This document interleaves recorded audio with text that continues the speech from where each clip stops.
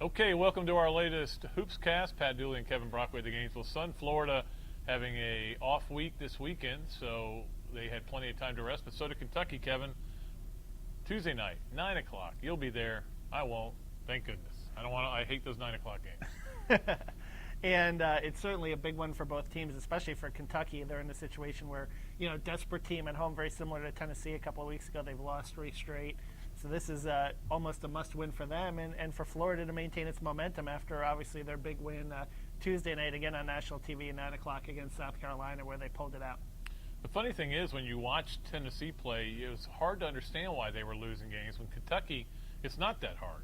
I mean, you watch them and you see if Meeks doesn't go off, they can't win. I mean, Patterson's going to get his 18 and 10, but there's nobody else there that really a third guy to score points. Yeah, I think their depth is a little bit of a concern. Maybe some of their freshmen guys like Darius Miller and DeAndre Liggins haven't he's panned been up. Awful, yeah. Yeah, haven't panned out like you thought they would. And Perry Stevenson is a guy that's kind of gotten in the background again after I thought having a good sophomore season, hasn't really stepped it up as a junior. So they're certainly a team that's compromised beyond those two. But when those two are on, they can be very dangerous, tough. particularly Meeks. And you hit it right on the head. They are a desperate team. They need to get a win. They've lost 2 in a row at home, which is.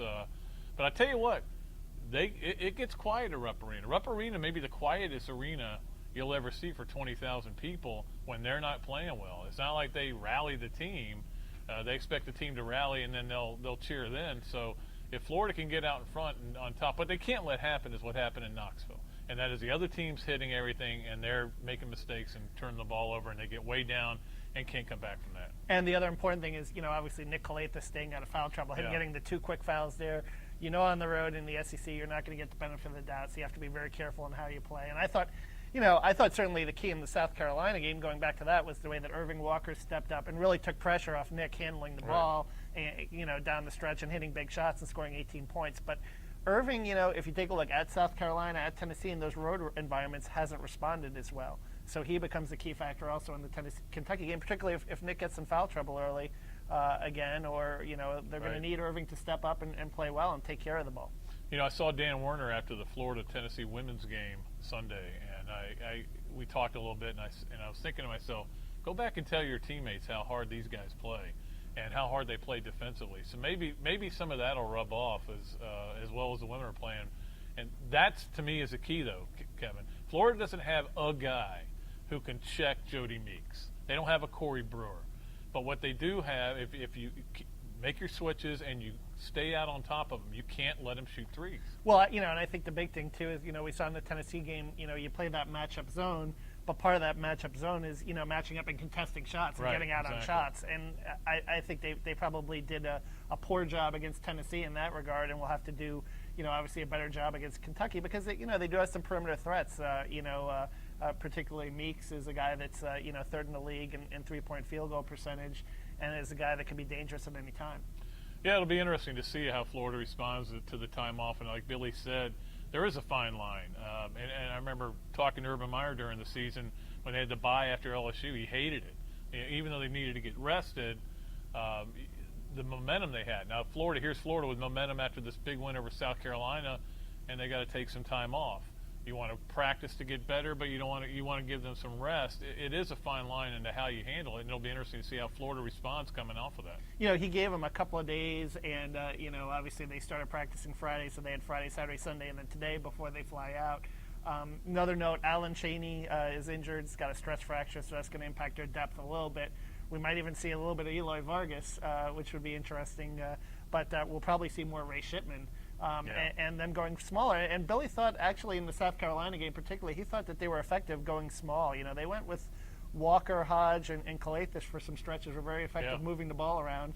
And I think you might see a little bit more of that to counter Kentucky's size. It can be tough defensively, but obviously if you get out there on them, the height isn't a big disadvantage, where it can be a disadvantage just trying to hit the boards. But we'll see. We'll see how Florida deals with this. And, of course, they've got a big stretch coming up. It's a big week for the SEC. A lot of big games going on, including LSU, Mississippi State, which that's one I'm looking forward to. Yeah, that's going to be interesting for first, a couple of physical teams. You got Bernardo, you got Tasman Mitchell, you got some guys going at it and banging. And you take a look at the SEC, like you said last week, two of the better coaching jobs, Darren Horn and Trent Johnson. Certainly is a guy 7-1.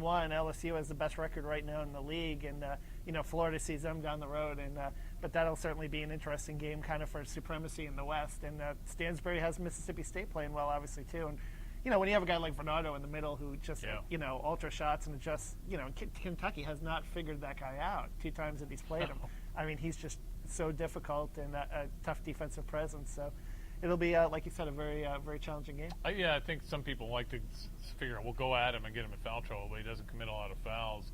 I watched a lot of hoops Saturday, with Florida having the week off, and it was watching Auburn beat Tennessee was just absolutely startling. And again, you sit there and you still can't figure out why is Tennessee not better. I mean, 5-3 in the league right now. Yeah, and I think that they're a team that, their defense comes and goes. I thought they played very well defensively against Florida in that game, but in the game against Auburn, they did not guard early in that game and allowed Auburn to get off to that quick start. Auburn was hot as well. They were hitting a lot of their shots. Rasheem Barrett's really, I was thinking about this watching that game. If you put together, not an all-conference team, but if you want to put 5 guys together, I don't know that Cavortney Barber is not your power forward, just because of the way that guy hits the boards. And you'll have enough scorers no matter who you put in the other 4 spots. So that may be the guy. But that was one observation from the weekend. The other one is Eric Devendorf may be the most overrated player in the history of college basketball. I've never seen a player force so many shots in my life. And I'm glad Billy Donovan gets stuck with that guy. Yeah, he almost came to Florida. I know. Just think about how close it would have been if he would have come to Florida. And they played no defense in that game against Villanova. I mean, it was just Matador, kind of Olay, allowing Villanova to get to 102. It was bad. But hey, Florida certainly needs Syracuse to win. FSU got a big win at Clemson, so that certainly helps their cause. And that Washington, was a great game too, and Clemson had a 19-point lead and blew that one. Yeah. And Washington, obviously, being ranked in the top 25 helps Florida's RPI as well. Right now, they're currently 25, 27 in that range. Yeah, NC State lost again, so that doesn't help. But again, RPIs are great. You kind of look at them, and I'm like you. And FSU won that game. I'll go, well, that's good for Florida. But in the end, you still got to win your games. You got to win enough games to get in there. So we'll see how that all works out down the stretch here for the Florida Gators. We'll be back with you next time to talk about the Florida-Kentucky game and preview Alabama. Georgia. Is Georgia Saturday? Yeah. I thought it was Alabama. On ABC at the Arnold was wrong. Arnold's back, by the way. We're glad to have him back, but he was wrong. He said it was Alabama. So we'll see how Florida does against Georgia as well. We'll talk about that game, and appreciate everybody for joining us. Until next time, Pat Dooley, Kevin Brockway saying so long from the Sunshine State.